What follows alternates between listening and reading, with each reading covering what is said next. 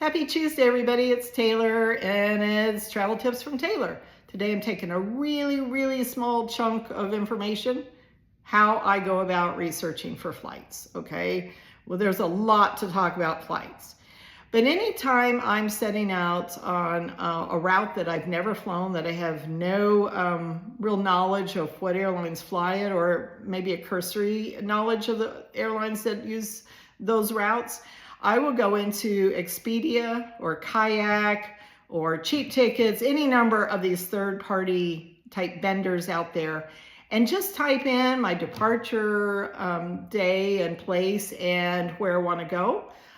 Sometimes I try different airports that I could depart from just to see what airlines are out there, what the routing looks like, how long it might take, what the general price scheme is, who's giving the better prices of all the flights. So then I have a good starting place where to go from there.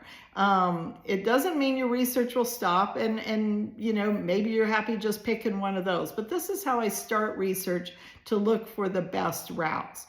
And it is helpful over time as you look at that. You're going to learn all those airport codes too for the routes that you're either trying to work with, and you can speed up the process by just putting in those three-letter airport codes.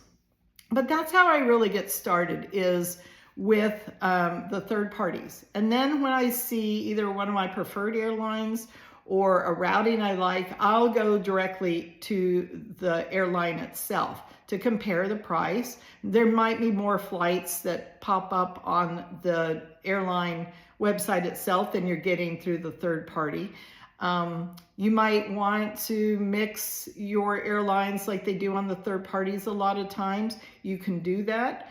I would say that whenever you're trying to choose flights, it is helpful if you try to stay within flight groups like airline partners, so One World or Star Alliance, for example, because of miles. Frankly, it's because of miles, and it can make it easier when trying to get a code-share type of flight. But just generally, when you start looking for flights, especially if you've never flown that route, try it. Go into a third-party vendor like Expedia or Kayak and see what you're finding, and then go to that airline itself and see if you find much of a difference in price.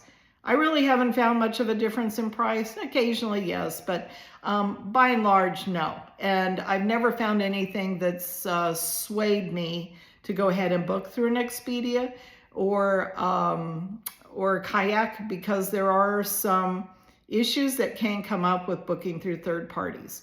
So real quick, that's it. Very simple. Just how to start researching for flights. All right. Happy Tuesday again. See you later.